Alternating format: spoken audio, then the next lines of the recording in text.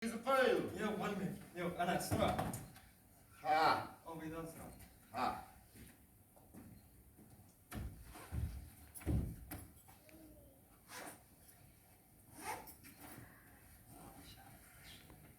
Wo!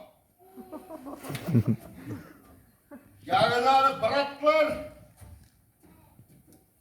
Yırtıkan ağabey. Spesiyal silmiş oğlum. Yotup koyalım. Aytuğan. Bıraktık. Yok. Yok. Yok. Bu. Francuski konyak spesiyal alım silmişin. Parla bu Fransa. Tut yotup koyalım. Oy, kishi shagina qolmaysin sen qalimchan. Men qilib qo'yalik senga, men. Sen narsa? Olpamış oğlu yigitleri yaşıl pişak olarak kışmaz. Tut yotup koy. Demek senga solib qo'yalay, onundan hop ma'lum rasm etsin. Sen narsa? Konyak mı bu Fransuski? Bo'lsin, o'zingga bo'lsin, kerak bo'lmayman. Sen bana bir uzun alman aşanmışsın mı? Sen beni какой-нибудь çandraşkı da verirsin mi? Ha, вот тебе истинный крыс.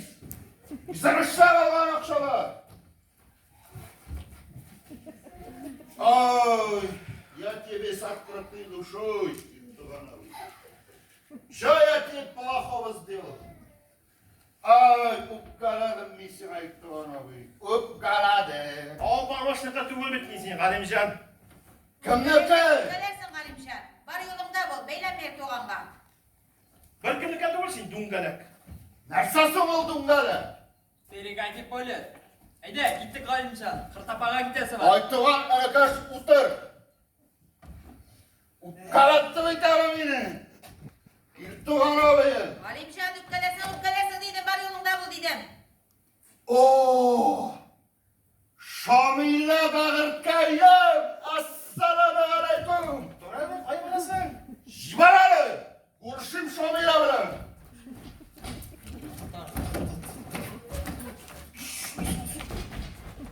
Yema, hey. Mana. Urushma. Vuruşası nicesi yok. Yürüme bizden avluna yemen bozup. Tek yolunda bütün avluna yemsizlenip sindirdim. Parasın mı larını? Hoca bulup alganlar avulda. Bik belası kız ki salpamış mı yıkkıda uyanın? Bilip kadar. Bildik. Hayda yurtuğan kir. Oturmamın da vaqt tuzdurub. Yarar, nikash. Ama bu aşıyım. Jingangni qushog'i so'ngancha kirib yotding hali vaqtimdami o'zi yana? Sen, Qalimjon. Sen aytib so'zimni yo'q qo'yim, yema, oshib olma, yema. Bundan bak. Eksi. Bursa. Sosu kızın. Kulak. Раскулачить террористов! Я курильский строй!